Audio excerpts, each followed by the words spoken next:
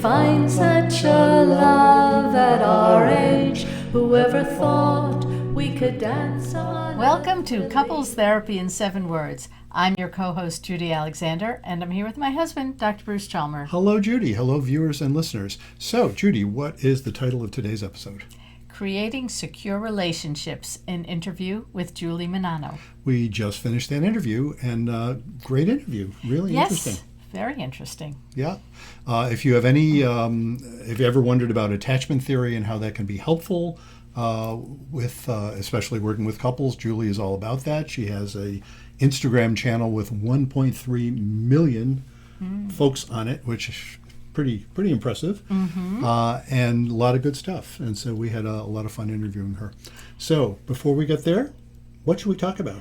How about we talk about your book, Betrayal and Forgiveness? Let's talk about that book, Betrayal and Forgiveness. That's been getting a lot of traffic lately. It has. Yeah, how to navigate the turmoil and learn to trust again is the subtitle. Yes, indeed. And I'm going to put in a very a word that I should almost feel guilty about putting it this way, but I'm going to put it this way because I am told by somebody who teaches about promoting books, what I'd really like y'all to do, of course I want you to buy my book, right? Go buy my book. It's a great book, especially if you have any stuff going on with betrayal and you need to learn about forgiveness. And who doesn't? And who doesn't? I mean, and it doesn't have to be recent, it could be from years ago. Yeah. So it is a good book. That's the reason to buy it.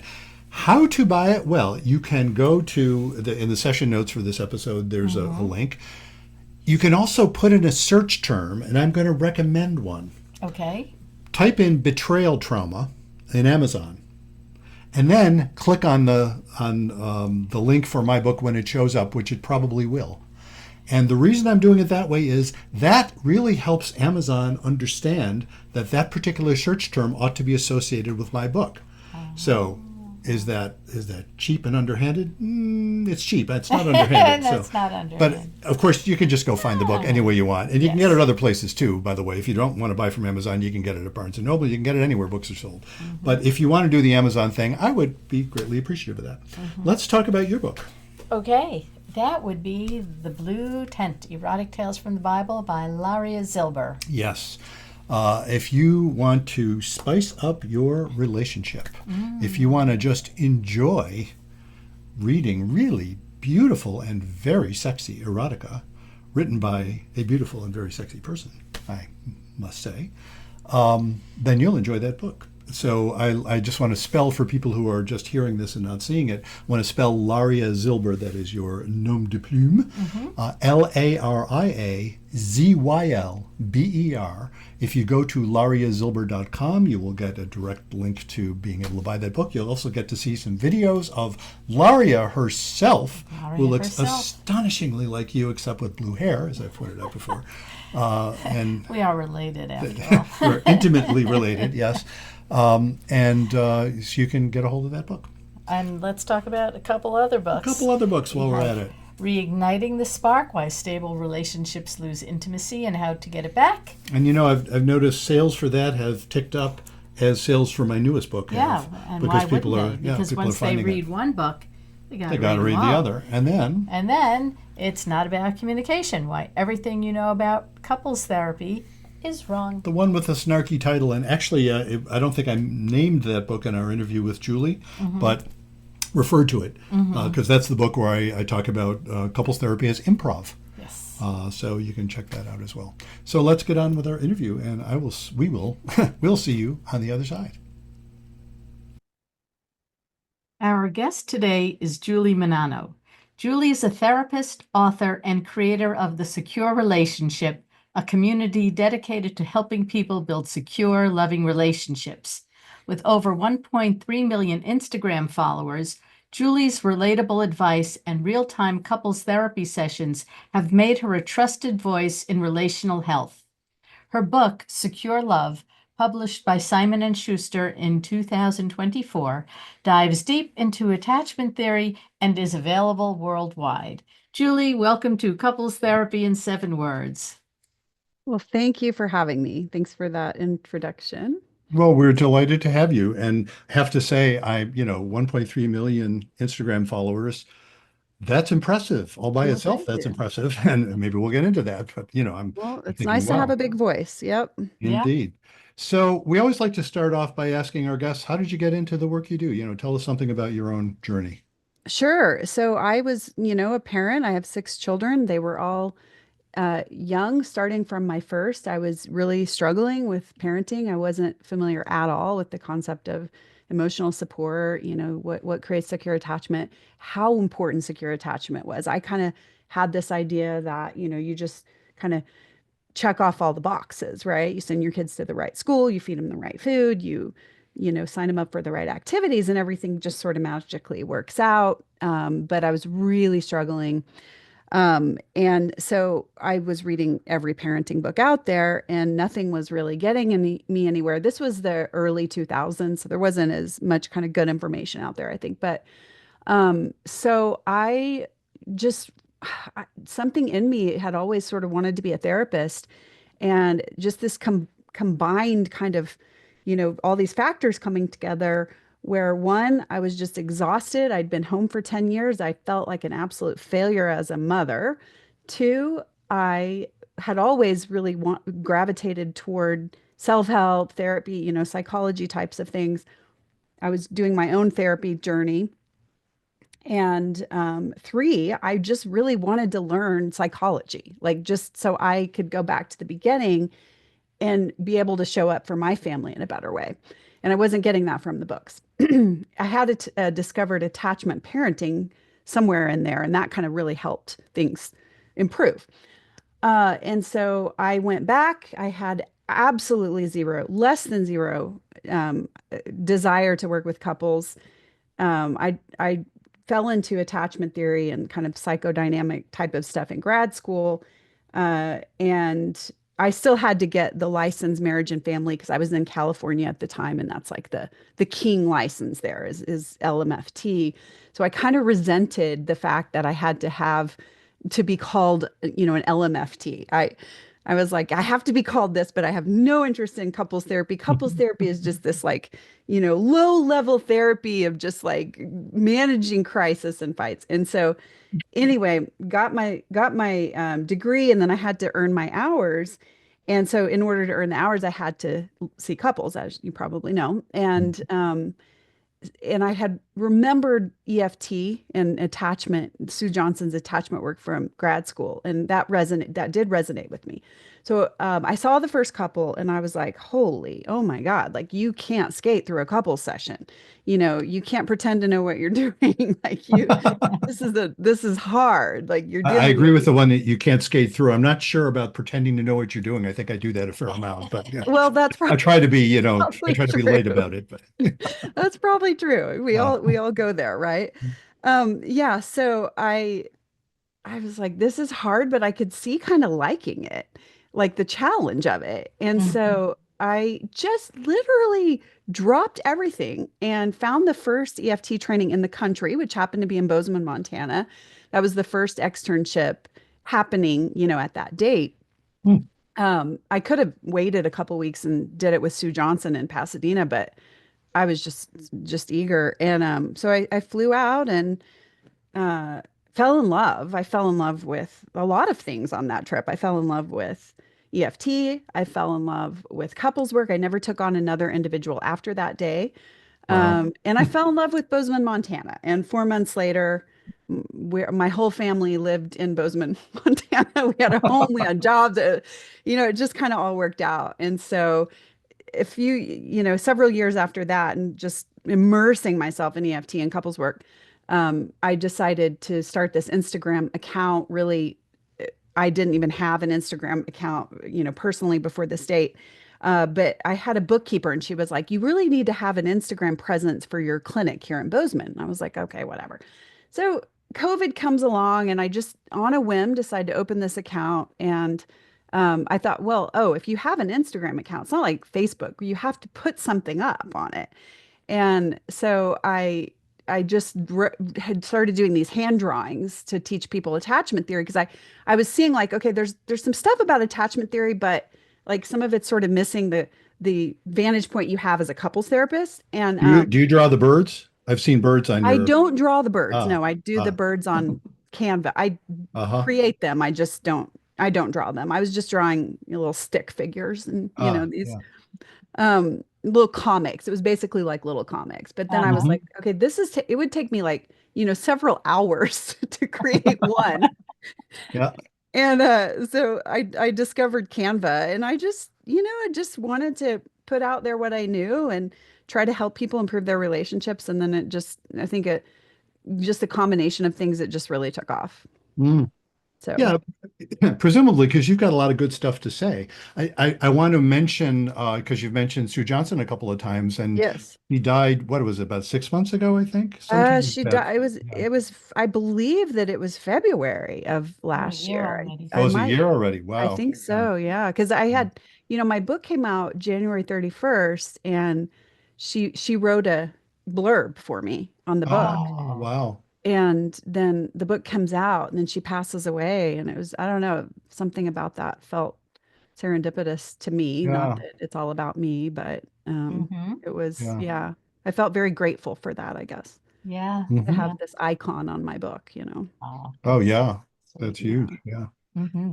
So, as we're mentioning Sue Johnson, could you tell us, you've mentioned attachment theory, of Hmm. course, and that's Yes. central in how you work and central in how, Hmm. how EFT works.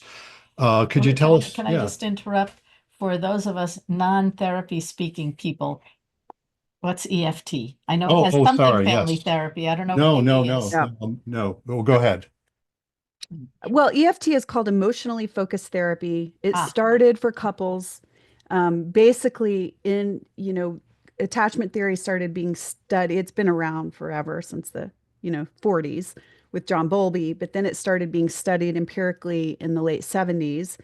And then from that, with children, it was all kind of related to children and parents. And then some researchers in the 80s started applying it to romantic partnerships. And then from that, Sue Johnson created EFT, emotionally focused therapy, which is a modality to treat couples based on attachment theory. So it's using the principles of attachment theory to, instead of just teach them communication skills and this, it's more of an experiential therapy that in the room we're trying to create secure attachment between the partners, and with that secure attachment and kind of learning the skills that they're practicing in the therapy, they're able to go out and start having their relationship symptoms disappear. So I'm thinking also for the benefit of viewers, we have done a couple of interviews, I think, over the years on folks who really focused on EFT a lot. Hmm. Okay. Could you explain attachment theory, sort of, standing on one Sure. foot, so to speak? What's a Sure. brief explanation of attachment theory? Well, I'll start with this. I do believe that, in my experience, attachment theory is the closest science has come to really explaining what makes relationships successful and what makes relationships unsuccessful. And the beauty of that is, okay, now we have this roadmap. What can we do to make a relationship successful? And basically, the idea is that two people, in order to come together and connect and work through a problem together, need to have these met attachment needs. And in no relationships is that need stronger, because the emotional stakes are higher and the emotional needs are higher than between parent and child and between romantic partners, which it's a different way it plays out. I mean, it's more one-sided with parent-child. But these attachment needs are, I need to feel valued. I need to feel validated. I need to feel understood. I need to feel respected. I need to feel seen as an individual in my own right. I need to feel wanted, physically, with most romantic relationships. And when those needs are met, we feel safe and secure and we can connect. And then from that connection, we're able to navigate our way through disagreements, just, life stuff. And when we don't feel those needs are met, then we don't feel secure and we don't feel safe. We don't feel like you're going to be there if I need, when I really need you, which is another one. And then we start going into these protective behaviors, defensive behaviors, trying to reach each other, trying to get these needs met in all these wonky ways that, protesting, defensiveness, stonewalling, I mean, it just gets really wonky. And then in the process of those behaviors, now we're communicating unmet attachment needs. we're effectively saying, I don't understand you. I don't value you. I'm too protected Mm. right now to really be able to step into your world. And then that fosters more insecurity. And then things start to kind of really devolve unless you have someone come in or somehow they learn, or, some people just learn this stuff. Some couples just learn as they go, right? They're able Mm. to kind of figure this out on their own. And then some more distressed couples, obviously, they have more background stuff and they're gonna need more professional help. Some people are gonna respond to Instagram posts, and um, some people are they're gonna have to realize at the end of the day, we're not able to meet each other with a secure attachment. And maybe it's best if we do split up. There's all different varying levels, but at least if they split up with clarity around what happened, Yeah. then maybe they can go into a new relationship and Mhm. not have all that junk happen. So again, my job is just really to help couples learn to communicate with each other while maintaining the integrity of their attachment needs. And from that, they build closeness and they can work through things together and build confidence. And everything just starts to take on a life of its own from there, just as it would if they're unmeeting each other's attachment needs. Mhm. Yeah, it tends to be self-reinforcing when it works well. Absolutely. Yeah. Absolutely. So you mentioned the idea of working through like disagreements, difficult conversations, and I Sure. know that's something you've talked about in some of your, I looked at Hmm. your Instagram feed. You've Yeah. talked about helping couples have difficult conversations. How do you work with a couple to help with that? Sure. I've noted one of my favorite things in talking about couples Hmm. therapy. Included this in a chapter in one of my books. Was couples therapy is an awful lot like improv after you get going. It's an awful lot like improv Hmm. in the sense that it's sort of the yes and mode. Yes and is validating. And when Yes. couples first come to see me, maybe I can be in yes and mode, but they're in no damn it mode. And so, That's so true. so I often Yeah. wonder, how do you invite them? Because, one of the ways of helping people with difficult conversations is if they're not in a panic during it. How do you Hmm. apply attachment theory or how do you work with couples to help them have difficult conversations? Well, probably the first thing I do and is just have them, I have a framework, which is the EFT framework, where I'm working with one partner at a time, right? If I let them, if I say, oh, guys, talk to me about this money problem you're having. I mean, it's going to be seconds before they're in a negative cycle, right? So the first thing I'm going to do is go, hey, listen, you have some really important things to say about this.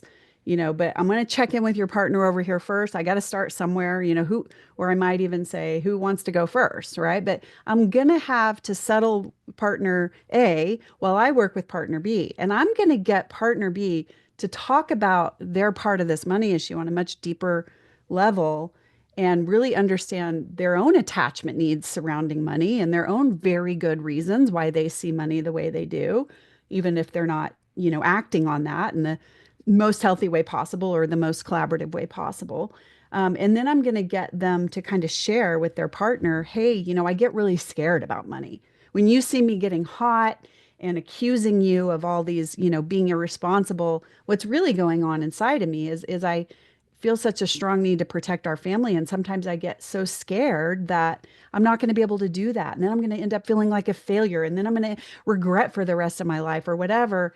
And all of a sudden that other partner is like, okay, wow, I can relate to that. I can go there. When you're just coming at me hot and telling me, trying to motivate me by telling me what a money loser I am, I just want to fight back, right? And so, that in and of that one conversation in and of itself is probably not enough to make huge shifts. But over and over again, when we're helping them come together and empathize and really see each other and speak to each other in kinder ways and more vulnerable ways, sometimes with more healthy assertion than just unmitigated reactive anger, most of the time they are able to start feeling more secure with each other, more softened with each other. And then all of a sudden, yeah, we might still have the surface part of the money issue, but we've stabilized all this attachment gunk underneath it. And it's so much easier to navigate money when you're not having two conversations at once, which is Mhm. the money issues plus, this, do you really care about my needs too over here? Do you really see me? Can attachment theory also help with non-romantic relationships? Yes, that's not my wheelhouse. So, I want to be careful what I say about that. But absolutely, I mean, think about it. Like if the two of you probably communicate in ways that first, are you guys married? I We don't. are. Yes, we are. Okay. We are a His couple. husband and wife, he's a couples therapist. I'm a retired educator and author. Okay. So that's why Okay. if I ask you to explain terms, it's because if I don't understand them, there's got to be people out there that don't Yeah. understand them And either. and that also Amen. spares me the embarrassment of admitting that I don't know something that I'm supposed to know. It I love works out it. really well that way. She Right. helps me out a It's lot. good. So It's a team approach. I love it. Yeah, and you're right. I mean, if and probably you too, Bruce, we tend to get jargony, like you said. Let's yeah. get around this therapy talk. So yeah, I mean, anybody, if you go to the market, right, and you're getting, the person who's checking you out is grumpy and they're somehow kind of subtly shaming you or whatever, like you're getting messages, this person doesn't really respect me, this person maybe isn't trying to hear me, this person isn't, it's that is going to cause your nervous system to have some sort of little annoyance or reaction, because we all need to feel safe and close. We need to feel some sense of mattering, being understood, being what's the word I'm looking for? Valued, in that person's Mhm. eyes, or respected. And so just, obviously you're going to walk out of the store and it's probably going to let it go. It's not going to bother you for the rest of the day because it's a meaningless relationship, right? It still kind of can sting you. But when you get into a romantic partnership, like we rely on our partner for emotional support. We can't rely on the checker at the market for a lot of that. And so, yes, work relationships. And I mean, if you look into just nonviolent communication, I mean, it's the same principles, right?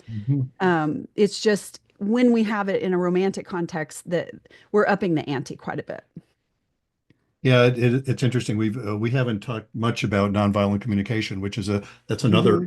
That's bit of another jargon. thing. That's a whole thing. There's go to the website, websites, and Yeah. you can check out what that's. It's really interesting. The 7 words we call this podcast couples therapy in 7 words. The seven Hmm. words I came up with decades ago are be kind, don't panic, and have faith. And I like Hmm. to, because it's my, it's my shtick, I suppose. I like to map that onto other folks' systems. And it, often fits very well, although I realize I'm quite capable of stretching it if I have to. But that concept of validating is when I say have faith, I could almost say everybody's valid to start with. That's what I mean by faith. I'm not talking about Yeah. religious faith per se, but that idea that would say, you know, fundamentally, if somebody's upset about something, even if there's on some factual basis they're wrong in their assumptions or Hmm. something, there's still Truly. something Yeah. important going on. And Absolutely. that's what I Yeah. mean by validation. It's like, wow, you're upset about that. I think it may be a misunderstanding, but it may not be. But in any case, you're upset about that. That's important. And if you can, Absolutely. the way you describe how you work with people through the EFT Hmm. structure seems to me it invites them to that place of being able to recognize the other person's valid, even when they're disagreeing, Hmm. even when they're having, Absolutely. Yeah. understanding that seem to be, where's that coming from? I don't know, but you're not crazy. I know you're not crazy. I know Hmm. you're not evil. We're all capable of being jerks, but I know, I know you're not Hmm. evil. So there must be something real going on there, even if I don't understand it. And, when you can Totally. invite people into that, then, what I was thinking when you were describing some of the Hmm. work, back in the 80s, I don't know if I got a lot of my training back in the Hmm. 80s and 90s. And Tom Anderson, reflecting team, does that ring a bell at all? It made a splash No. for a while. Okay. But one of the things he does is invites people into that sort of reflective stance. When you say you work with Okay. one party at a time, you sort of invite one person to sort of sit and observe and not panic and hear the other person, and then you do the same with the other person. And that's a lot of how Tom Anderson worked. Beautiful. I love it. Uh, I love it. Yeah, I mean, that can't be underestimated. The value of just being able to recognize, like what I try to say is the very good reason they're calling you names when it comes to money, yeah, yeah. Mhm. even though clearly that's not going to work. Hmm. So I need to figure out why, the very good reason, so I can help you communicate that need in a different way. I Yeah. love these words, by the way. I underlined the have faith part several times. I think that's my favorite piece of that because that is, in my opinion, and the confident piece. Like, hey, this, if you don't have faith, you're going to panic, right? Yeah, that is precisely the Yes. logic. Yes. Yeah. In fact, my original formulation, my little origin story that I tell you've heard this seven There zillion it is. times, but there it um, is somebody I was in a early in my practice. So we're talking like maybe 25 years ago, something like that. I was at a consultation group and we were leaving. We were about to leave, and one of my colleagues turned to me and said, "How do you do couples therapy anyway?" Silly question. You're about to leave. And I said, "Well, I've sort of thought about it. I suppose if you boil it all down, I'm basically telling people be kind and don't panic, because if you're panicking, you can't Yeah. be kind." And I don't just mean kind in the sense of be nice. I mean kind in the sense of experience kinship. Recognize, Sure. oh, we're Yeah. on the same team. Well, you can't do that when you're in a panic. And so I would share that with folks, some of the couples I work with. They say, well, that sounds really interesting. How the heck do you not panic?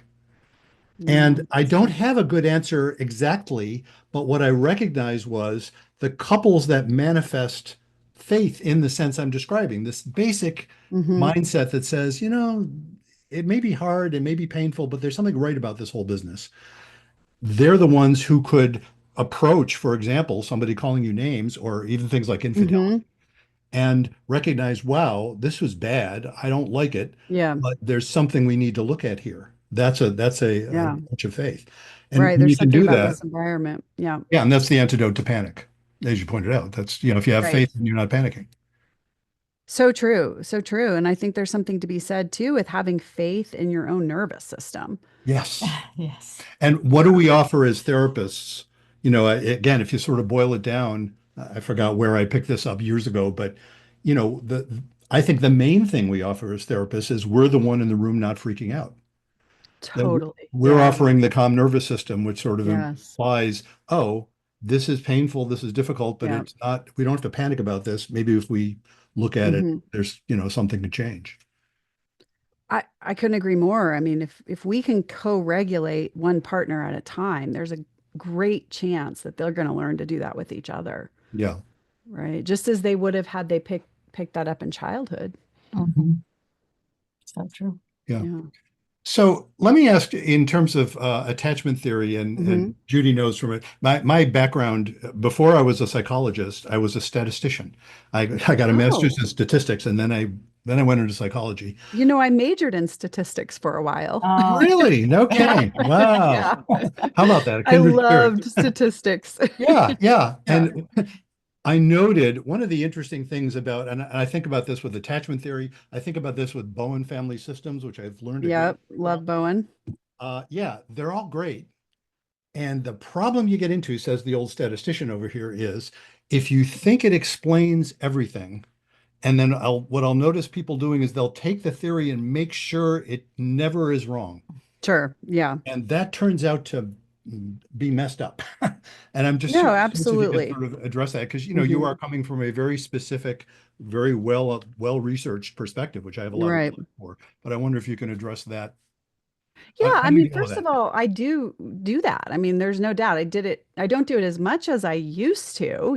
I think you grow and you get wiser and you start to recognize, but there's something safe about making a framework and making Yes, everything make sense and absolutely. not deviating from it. But I think EFT has also grown a lot here too. I mean, I work with my mentor who's George Faller, and he's been doing, he was trained directly by Sue, and Mhm. he's been doing this for, decades. And he brings a lot of other stuff in. I kind of think of EFT as a scaffolding. And within that scaffold, you're bringing in CBT, you're bringing in somatic work, you're bringing in parts work, you're bringing in psychodynamic. And so, but I do think that, there's EFT when applied to personality, like actual personality disorders. I hate that word, but more intense trauma. It does get murkier. And I do Yeah. think that the EFT has some space to work a little bit more with healthy assertion Mhm. around certain partner behaviors or certain partners who are just, unable at that time to move. So I think the EFT party line is, all we have to do is create security. And I don't even, you know what, I don't even want to say that because I don't want to misrepresent EFT because EFT's Yeah. got so many different people bringing different things to the table now. But yeah, I absolutely, have had to learn in my own life, whether it's parenting, politics, the way I practice my work, like you got to be able to have some flexibility of thought and get Yeah. out of your comfort zone or you're just going to stagnate. So Absolutely. Yeah. I think of it as sort of some intellectual humility. totally. Yep. And in you're describing the fact EFT has matured, I think that's the maturing process. Absolutely. The fact that Yeah. one, oh, it's a great set of ideas. It seems to explain a lot. Then you also realize, yeah, nothing explains everything. There Nothing. isn't Yep. any one framework that absolutely covers everything, and that's actually kind of nice. That It allows is. us, It is. It gives little us room to more maneuver. tools to learn, Yeah. Yeah. and be able to help more people. Hmm. I was wondering if you could talk to us a little bit about your book, Secure Love. Sure, I would love to. I know so Yeah, authors hate to talk about their books, but in case you I can know, force right? yourself to talk about your book. I'm looking at the cover, Yeah, yeah, thinking, that's it. if Yeah, what couples that are or people that are reading your book, what are they coming to look for? What are they coming to look sure. for, and what are they getting when they come There, to look for it? yeah. So what I'm bringing to the table is let's understand your relationship through the lens of attachment theory, because it really can help you make a lot of sense of things that did not make any sense in the past. Um, and then, the way that I work with EFT is I start with helping couples recognize their negative cycle, which is this pattern of communication. Usually, if you look any fight that they have, whether it's about sex or parenting, it's probably going to fall into this pattern where these attachment needs are being unmet underneath the surface, and they're both going into these habitual behaviors that are not getting them anywhere, right? Mhm. These are the negative cycle. One partner starts with protest, the other feels attacked and gets defensive, the other feels invalidated for the concern they just brought up. They get big and protest more. The other one tries to appease. That's not working Vicious because cycle. yes. And so I'm kind of saying, hey, here's the cycle, chapter 4 or whatever, after I introduce attachment theory. Here's how to interrupt it when it happens. Here's Mm. how to prevent it. Here's the kind of way that I need for you guys interacting with each other. And within that is how to build secure attachment, which it's kind of, that's the thread throughout the whole book. And then how to repair. And then I do attachment injuries. And then I do extenuating circumstances that, this type of work is probably not going to be enough: substance abuse, mental illness, and serious emotional problems. And then I have a chapter on sex. And then I have what a lot of people really love about this book is I have a chapter that just kind of presents like anything I could think of that would be a common fight between couples. Mm. Wanting your partner Yeah. to help more Yeah. around the house, wanting is having a sex, wanting your partner to go to therapy and they're resistant, what, in-law issues. And I give like just some say, hey, don't say this, and here's some different scripts. And yeah, you might not want to use these exact words, but here are the elements, right? I need Mhm. Uh-huh. you to speak for himself. I need you to validate their perspective and, get vulnerable or be healthy assertive about what you're needing here, right? Mhm. Which is instead of reactive, as you know, just kind of like, Mhm. hey, this isn't working for me Yeah. and this is Mhm. going to need to shift, or blah blah blah. I'm not going to be able to feel close to you, and that's going to be a problem for both of us. Mhm. Yeah, so it really inevitably, it's like all the stuff you're saying, it starts with that sense of validating. It 100%. just Yep. doesn't work to shout at someone else and tell them that what they're thinking or feeling is nonsense, because it won't work. They won't. It will not work. Yeah. Yeah. And if it Yeah. does work, then now you're reinforcing having to do that for the rest Yes. of Yeah. your life. And that Yes. Yeah. doesn't work. So any way you slice it, it doesn't work. Yeah. Yeah. I have actually a chapter in one of the booklets I wrote, and then I made a video out of it called "How to Get Your Reluctant Guy to Go to Therapy." Oh, love it. That's And amazing. and Yeah. yeah, that's it's I'll put it in the notes for this. I've mentioned it in other places too. And spoiler alert, it basically is about validation. It basically is saying, Totally. you know Yep. what? He's whatever are the various reasons that you think Yep. I'm of course I'm speaking to women about men because that is the Mostly. stereotype Yep. there mostly. And whatever the reasons you think he's giving, a lot of it has to do with fear. He's terrified. Totally. And Yep. moreover, he has good reason to be terrified. And when you recognize that, then you can get someplace because like he's not crazy Absolutely. to be afraid that You'll want to break up with them if you go to therapy. That happens a lot. The Yep. therapist will side with her, not with you. That Yep. happens a lot. That happens a All of lot. these Yep. things that people have heard about, Yep. just denying them doesn't work. All my friends Yeah. have that are divorced went to therapy right before Yeah, they were absolutely. divorced. Yeah. Yes. Yeah. So all of this, it starts, as you're noting, it starts with validation. Absolutely. Then someone can actually hear you. That's another one of my favorite things I'll mention for you is the oh shit moment, which I often am trying to invite couples to. The oh shit moment is precisely that, and I'm over dramatizing here, Yeah. No, no. but precisely that moment when people are saying, oh shit, no wonder we're having this problem. I see Yes. where you're coming from and I see where I'm coming from. And we're both valid, but boy, they are in conflict, aren't they? That oh shit moment, they're Yep. not fighting anymore. They haven't solved Absolutely. it. That's why it's not an aha moment. Right. The That's aha what I moment would be, call we like got this. it. Yeah, the first stage of this EFT work is getting to the oh shit moment. Yes. 100%. It's like getting there, stabilizing the negative cycle. Maybe Yeah. we haven't built up a lot of closeness, but at least we're doing some damage control here. Yeah. Yeah. Yeah. Wow. So what else should we be asking you about? I have a resource out there that I think is pretty powerful for people, and I do a podcast with a couple. I do 20 sessions with a couple. I finished season one, and now I'm doing season two, which is I've almost finished recording, and that is meant to bring everything we're talking about right here to life. Hmm. It's a real couple, and just kind of help people see. And I do commentary throughout each session. So it's like, okay, Hmm. pause. Here's why I'm doing this. Here's how you can use this at home. I offer free homework on my website for people who want to kind of do some of this work at home. For me, it feels like, and maybe you've done something like this too, but for me, it feels like, hey, there's so many people out there that can't access couples therapy. How can I kind of start to fill that, do my part to fill that void? And at least I can, because there's so, as you know, sure you can probably relate underneath the surface, you're kind of dealing with the same couple over and over again with Well, there's a lot in common. Yes. totally. Yeah. And so I'm just like, hey, Yeah. this is the human part of this. And, let me give you this experience that if you work, you can, Yeah. maybe help with. I haven't had the chutzpah to recruit a couple for that. Mhm. Uh, Okay. and Yeah. I'm Yeah, sort of curious. How did you recruit? And I like the same thing on whether it's the Showtime or HBO Yes, program, I- yeah, couples. yep, yep. Yeah. How did you You recruit your just couple?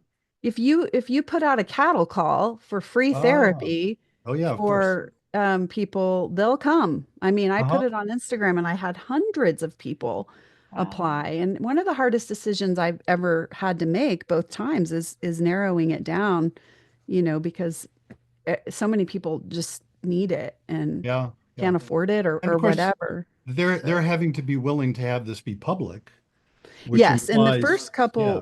the first couple didn't mind, and I did get licensed. I have been like got myself licensed in their states. The first Wow. couple had no problem with that. They use their names. The second couple has chosen to use aliases, Hmm. or is that the right word? Alias? I Hmm. don't know. That sounds kind of Pseudonyms, I guess. criminal. Alias Okay, sounds criminal. pseudonym. Pseudonym. Yeah. But and Um, there is it video as well as audio? no, just audio. Oh, Yeah. just audio. And where Okay. can Yeah, and people I'll take listen to out this? any information like we don't say their kids' names, Uh-huh. any Hmm. information about work or whatever. I have a producer and he's really good at picking up anything that might compromise. The first couple didn't care. Like they were just like, we don't care. Like Let we're it all fine, hang out. you Yeah. know.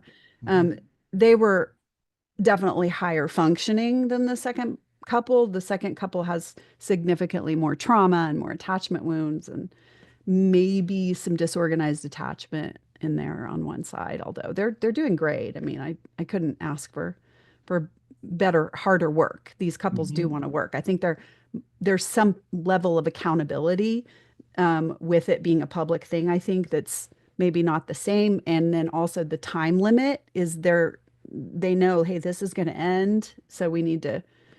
Sometimes I think couples can get a little too comfortable Yeah. um, How with how many sessions do you say you're going to do? 20. Oh, it is. So Oh, it's wow. it's limited Yeah. to 20. And Yeah. where can people Yeah. listen to this? Podcast, I mean, Apple, Spotify, anywhere podcasts are. It's called the Secure Love Podcast. The Hmm. Secure Love Thank you. podcast. Yeah. Yep. Yeah. Yeah, great. And how can people find other information like your Instagram And your channel and stuff like website that? and Your Sure. website? your information. Yeah. Everything is called on social media The Secure Relationship. So Instagram, Facebook, TikTok. I don't really do anything. My wheelhouse is Instagram, and then the people that help me out, they'll put stuff on other platforms. Hmm. But I Mhm. want to get into YouTube. I think that's a great long format way to. Yeah, I've noticed. I just post clips. We'll be posting clips of this actually Oh, on nice. a bunch of different things. There's a tool that helps do that very quickly, and I've Great. been noticing a lot of traffic on YouTube, which I wasn't Oh, even nice. expecting. But Yeah. yeah. Yeah. YouTube, it does seem to be the way to go, I think, Hmm. as far as deeper help. Yeah. Instagram and I like to the in YouTube, you can create linear things, where it's Instagram, you put a post out and then it's gone. It's Yes. gone Right. Exactly. for, Right. Yeah. it's buried. Yeah. So, yeah. So, and then my website is thesecurerelationship.com, and I have courses, blah, blah, blah, the Mhm. whole deal. Anything I can do to help people heal that this work resonates with. So, Well, we will put all that in the yeah. notes for this episode. Well, thank you so much for doing You're this. welcome. This is great. Thanks for having me. My pleasure. Welcome back. We hope you learned a lot from Julie and the securerelationship.com and all those places that Julie mentioned where you can find her. Yes, indeed, and you can check out the links in the notes for this episode. Buy our books. Tell people about our podcast. Go to what website should people go to Oh, what a contact great us? question. Yes, Yes. if you want to get in touch with us, you can go to ctn7.com. That's CT Couples Therapy in 7 numeral 7.com. And there you can find ways to contact us, whether or not you have a question you'd like us to talk about on the air or a topic you'd like to talk about on the air, whether or not you yourself would like to be a guest on our show. We have places where you can sign up for all that stuff. Yes, and you know what? One of the things that came up with Julie was she has couples. She does like 20 sessions of couples therapy publicly with folks. I'm going to invite right here and now for the three people who actually sit through all the way to get to the end here. And if you're one of those people, if you're interested in some free couples therapy, drop me a line. It would have to be public. I haven't figured out yet how to do that and not get in trouble with the ethics people. I know there's a way to do it because people do it. So I'm willing to look at it. So I'm not guaranteeing anything. But if you're possibly interested in that, drop us a line. We may find a way of doing that as well. So until next time, remember. You're taking I my line. I said remember. Yeah, You're I know, supposed to you say threw remember. me off. Oh, until next time. Remember, be kind Don't panic. and have faith.